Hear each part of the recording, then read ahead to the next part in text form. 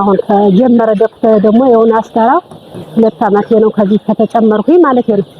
እሰራለሁ ሙያውን እቃውን በቀን 4 ነው የሚታጠብ እህሉም በቀን 3 ነው የሚመገብ 3 ኩንታል ነው የሚመገብ ከዚያም በላይ ደግሞ እሱ ጋራ በቃ 8 ሰራተኛ አለና እሱም ይሰራል ለራሱ ይሰራል ለኛም ይሰጠናል ያበላናል ተካፍሎ ተባይ ነው በቃ ሰውየው ጆን ማለት እኮ ለድሃው ሁላ ተባብሮ አብሮ የሚበላ ሰው ነው እንበላለን ይኸው ይሰራል እኛም እንሰራለን ደሞዝ ይከፈለናል ተኝቶ የሚበላበትና ቁጭ ብሎ የሚያወራበት ጊዜ ሰዓት ነው የለም በቃ ታታሪ ነው ለስራ ጎበዝ ነው በቃ እኛንም ይኸው ስራ ወዳድ ያደረገን ነው ስራ በቃ ሌሊት አንተኛም ቀን ማንተኛ ሌሊተኞችን እየተባበረ ተጎበዝ ሆኖ እሱ እንዲያገኝ ነው እሱ ሲያገኝ ነው ለኛ የሚከፈለን ብለን በቃ ተንቀሳቅሳለን ይሰራል መጀመሪያ ጆን እንዳመጣ ነው መጀመሪያ ያሳየን ራሱ ስልጠና ሄዶ ስለነበረ ራሱን ያሳየን ከዛ በኋላ በሱ ባየነው ራሳችንን ለመድነ አሁን ባለሙያ ነን በሙያችን ተጠርተን የምንቀጠር እዚህ ስራ በጣም ጎበዝ ልጅ ነው ዮናስ ማለት የሥራ ፍቅር የሚወድ ስራን የሚወድ ሁሉም ነገር ሁሉም እንደሱ እንዲሰሩ ነው የሚፈልግ አይዛችሁ በርቱ እንደኔ እንድትሆኑ ስሩ አጣንኩ ምናምን ነው ይለና ዙሮ የሥራው ፍቅር በጣም ይሄን እሰራለሁ ብሎ ደግሞ በአንድ ስራ ይቆም ሁሉም ነው የሚሰራሱ ሁሉም ነው የሚንቀሳቀስ በጣም ጠንካራ ልጅ ነው የድርጅቱ ስም ሰቆጣ ፋርም ኢንጂነሪንግ ነው ፕሮጀክቱ በፕሮፖዛል ደረጃ 2007 ዓመተ ምህረት ነው የታቀደው አሁን ወደ ተግባር የገባሁት 2014 ነው ይሄንን ካፒታል የተጀመረበት በ6 ሚሊዮን ብር ነው የጀመረው 6 ሚሊዮን ከግለሰብ ባዶ ቦታውን ተከራይቼ ፋርም ሰርቼ እዛ ጋር ነው ስራ የተጀመረ ከዛ ሲን በማየት መንግስት ለምንድነው ቦታ ማስጠይቅ ብሎ ቦታ ይሄንን ሼት ሰጥቶኛል አሁንም ተጨማሪ የኢንቨስትመንት ቦታ ሰጥቶኛል እሱም ግንባታ ላይ ነው ያለው አሁን እዚህ ውስጥ ፋርም ላይ ያሉ ዶሮዎች የዶሮ ብዛት 8000 ቦባንስ ሳሶ የ2 ወር ዶሮ ነው ያለው ያው ወደ 10 ሰራተኞች አሉ እዚህ ፋርም ላይ ብቻ አሁን ካፒታሉ የደረሰበት ወደ 20 ሚሊዮን ባሲክ ደረጃ ደርሷል የግለሰብ ነው በየወሩ ክራይ ይጠይቃል የቦታ ጥበት አለ መሳቀቅ አለ ወጣ አለ የአካባቢው ማህበረሰብም ያው ክራይ በመሆኑ እንትን ደብ ምክንያት በማድረግ ስራውን እንዲሰራ አይፈልጉም ነበር ነፃነት አልነበረም በስፋት ለመስራት ምቹ አልነበረም አሁን ላይ ያለው ግን ነፃነት አለ ያው የራሴ ነው አንድ ሁለት የለም በስፋት ሼድ አለ ስቶር አለ መዝናኛ ቦታ አለ ያንስ በመጠኑ ካለው ማለት ነው እና ሙሉ ነፃነት አለ ልጅነቱ ነፃነት ነው በስፋት መስራት ነው ግብርናን ማዘመን ነው በየትኛው የዶሮ ብቻ አይደለም እኔ ነባለው የእርሻ ስራዎች እሰራለሁ ሽንኩርት የመስኖ ስራም ያው አሁን እየሰራሁ ነው ጉድጉዳ አለ ሰሞኑን ይተከላል ከአንድ ወር በኋላ የፍሉ ተፈልቷል እና ግብርናን እስከመጨረሻው የልማት ትሩፋትን ማረጋገጥ ብዙ ሰራቶችን ከኔ ተምሮ ወጣቶቹ ወደ ስራ እንዲገቡና እኔን የፋይናንስ ነፃነትን ማረጋገጥ ወጣቱ ሀብታም ነው በነፃነት ሰማይን በነፃ ነፋስን በነፃ ፀሐይን በነፃ ውሃን በነፃ ጉልበት በነፃ የምድር ንጉስ ተብሏል ለሰው ልጅ ማለት ነው እነዚህ ስራን ዋና አላማው መደረግ ያለበት መስራት ነው ከሰራ ያገኛል አሁን ወጣቱ ማስተላልፈው በየትኛውም ስራ ቢሰሩ ስኬታማ እንደሚሆኑ ይሆናሉ ወደ ስራ እንዲገቡ ሁሉ ነገር ተስፋቸዋልና መስራት ብቻ ነው የሚጠበቅባቸው እንዲሰሩ ከዚህ ተሞክሮ አይቶ ያው ወጣቱም ይሁን ትልልቆቹም ወደ ስራ እንዲገቡ አሳስባለሁ እኔ በሰራኋቸው ፕሮክራሲ በሱ አያት ጀመር ያና ጠይቅ እኔ እየሰራሁ ይሄ ነው የተባልኩበት ነገር የለም የጠየቁትም እየሰጠኝ ነው በቦታ ደረጃ ያው ፋይናንሻሊ የብድር እንትኖች እንዲያደርግልኝ እፈልጋለሁ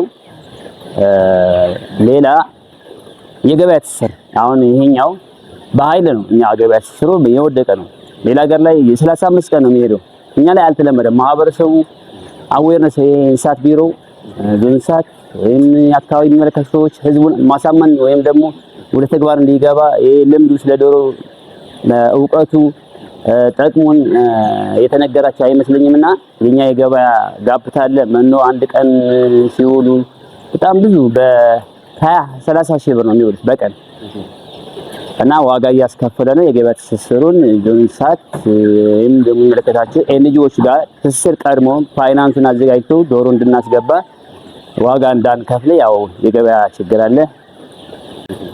እነዚህ አሁን መንገድ በመዘጋቱ መኖ እየተቸጋገር ነው። በጣም ትራንስፖርት ኮስቲ ነው። መኖ ላይ የሚሰሩ ሰዎች ጠንክረው እንዲሰሩና ያው ቀጣይ ራሳችንን እንተክላለን። ቦታው የኢንቨስትመንት ቦታ ስለተሰጠ የቀጣዩ ጉዞ ይፈታል። አሁን ግን የሚያመርቱ ሰዎች በጥራት እንዲያመርቱ ሌሎችም ተወዳዳሪ ሰዎች እንዲመጡ ያው ነው ክፍተቶች። እነዚህ ሌላ ሰው ራሱ ወደ ስራ እንዳይገባ የሚያደርጉ እነዚህ ማነቆዎች አሉ። አማራጭ መኖር አለበት። አንዳንድ የዋጋ ግሽበት አለ። የምታገኘው ነገር ዋጋው አንድ ወይም ሁለት ሲኖሩ እነሱም ግብአቱን ከሌላ ስለሚያመጡት ያው የመኖ አቅርቦት የሚያክል በዚህ ገባ ምትለው አይደለም። የመጀመሪያው ሲጀምር ጀምሮ ከቅየሳ ጀምሮ እየተከታተለ ነው። ተማሳሪ በጣም ትልቅ አመሰግናለሁ። ሲል እስካሁን ድረስ ስር ላይ ችግሮችን እየፈታ ጥሩ ባለሙያዎች አሉ። ከተማ አስተዳደር በጣም አመስገን እፈልጋለሁ። የራሴም የተቀጠሩ አሉ። በሕክምናም በእርባታውም የሰራተኛ ችግር የለም። ፉል ማኔጅመንት ነው ያለው እዚህ ጋር። በትንሽ ነው የጀመርነው። በ300 ሺህ ብር ነው 200 ዶሮ ነው 180 ዶሮ ነው የጀመርነው። አሁን 5000 ዶሮ ነው አስገብተን ያለነው። ወደ 4 ሚሊዮን 500 ሺህ ምናምን አለን። እስከዚህ ድረስ ደርሰናል። ትርፋማ ነን ለማለት ፈልጌ ነው። ሲቀጥል የቦታው ክራይም እየከፈልን ሰራተኛም 7 ሰራተኛ ነው ያለው። እሱን ሰራተኛ ከፍለን ስንት ወጪ ተቋቁመን ስንት ነገር ተቋቁመን እየሰራን ነው ያለነው። አሁን ለወደፊት ለመስራት በጣም በሰፊ ለመስራት በጣም ብዙ አላማ ነው ያለን። ብዙ ስራ አጦችንም እኛ ጋር ግን ለማሰራት ዝግጁ ነን። ሰራተኛ 5000 ብር ነው የምንከፍለው ለ7 ሰራተኛ።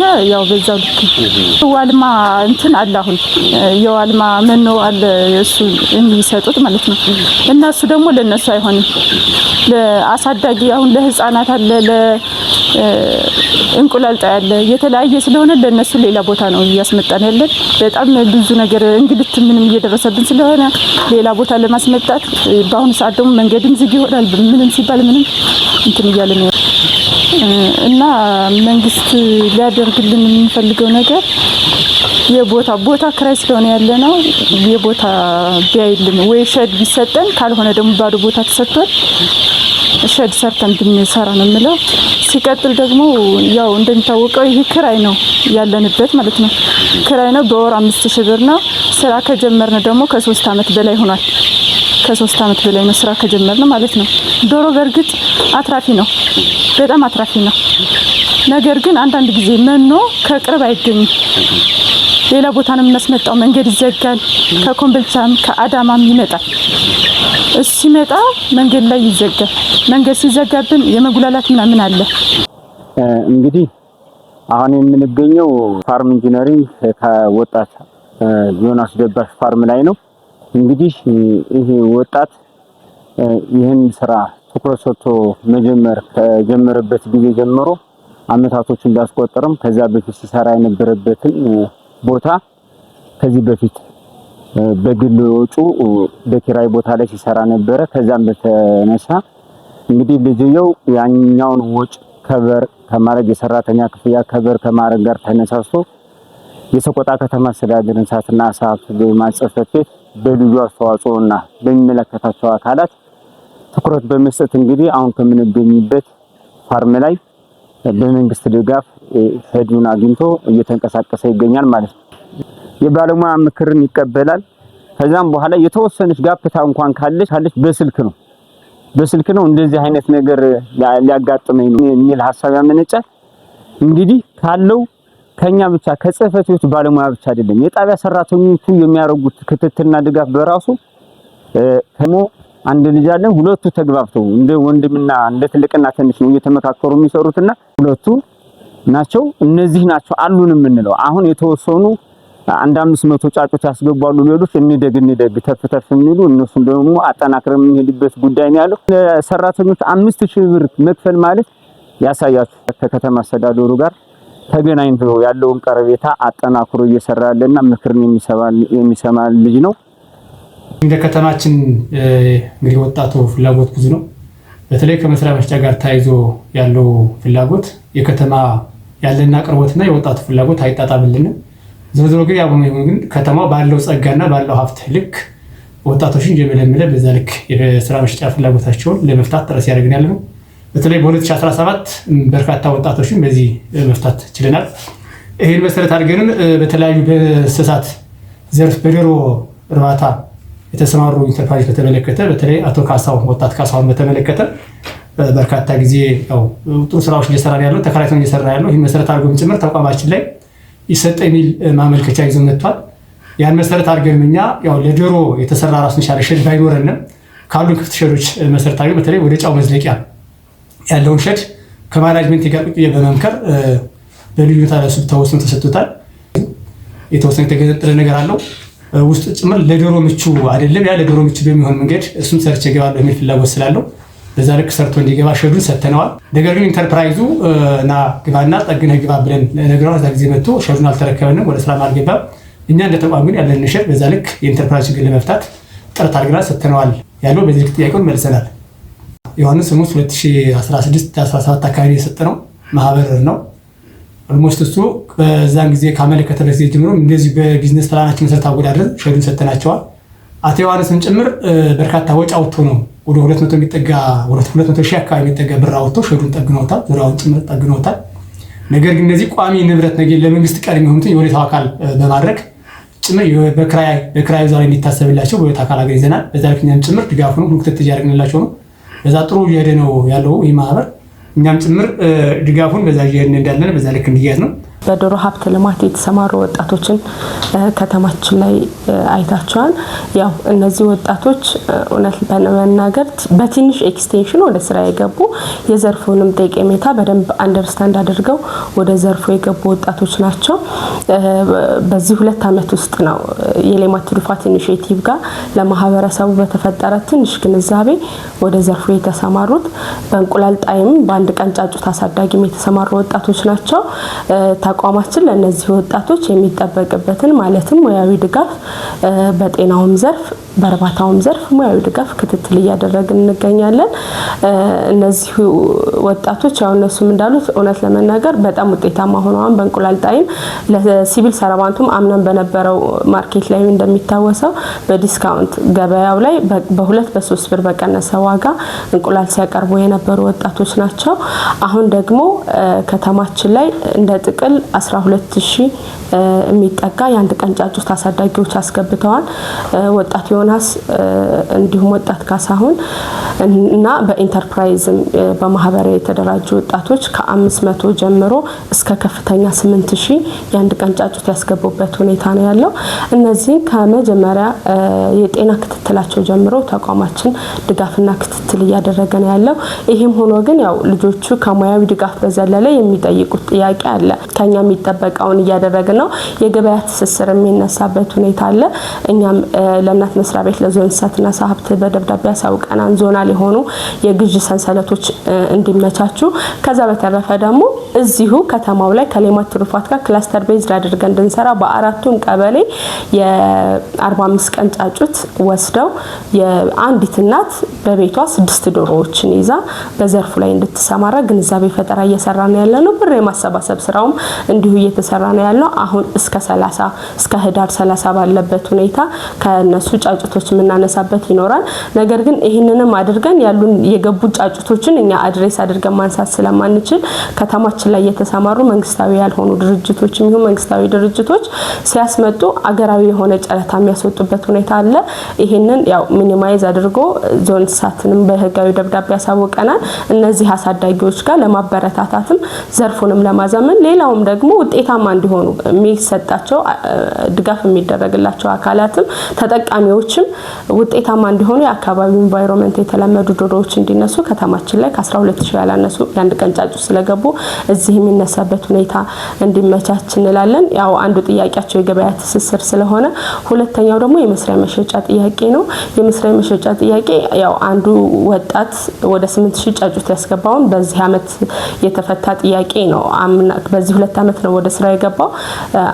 የሼድ ጥያቄ ፈትተን ነው አሁን መንግስት የተሰጠው ሼድ ላይ ነው እየሰራ ያለው። ቀሪዎቹን ደግሞ የሚመለከተው ተቋም ጋር እየተነጋገርን ከተማው ላይ ያው ችግር የሆነብን ለዶሮ ቤዝድ ሆኖ የተሰሩ ሼዶች የሉም፣ ማድለብ ላይ ናቸው።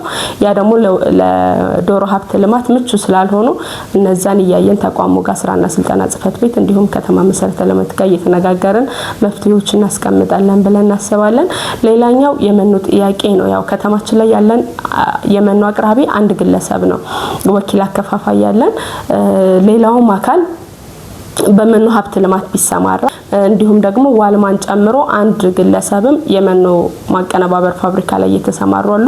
ነገር ግን የሚነሳበት ጊዜ በጣም አናሳ ስለሆነ በዘርፉ የገባው አርሶ አደሩም በቤተሰብ ዶሮ አርቢ ስለሆነ በትንሹ በአካባቢው ሎካል ባዘጋጀው ስለሆነ መኖ እየመገበ ያለው ምጥን መኖን የመጠቀም ልማዱ አናሳ ስለሆነ ማምረትም ላይ ውስንነት አለ። እዚህ ያሉ አምራቾችም በተለይ ዋልማ ላይ ትኩረት አድርጎ የዶሮ መኖ ማምረት ቢችል ዘርፉን ውጤታማ ያደርግልናል ብለን እናስባለን። ከዛ በዘለለ ግን እንደ ጠቅል እነዚህን ወጣቶች አይቶ አርአያነታቸውን ፈለግ መሆናቸውን አይቶ ወጣቱ በዚህ ዘርፍ ቢሰማራ በትንሽ ወጭ ብዙ ገቢ ማግኘት የሚቻልበት ሁኔታ ነው እና ያለው እኛ በትንሽ ወጭ ብዙ ሀብት ብዙ ገቢ የሚያገኙበት ወጣቱን ውጤታማ የሚያደርግ ዘርፍ ስለሆነ ወጣቱ ወደዚህ ዘርፍ የወጣቶችን ፈለግ ተከትሎ ቢገባ ብለን መልእክት እናስተላልፋለን።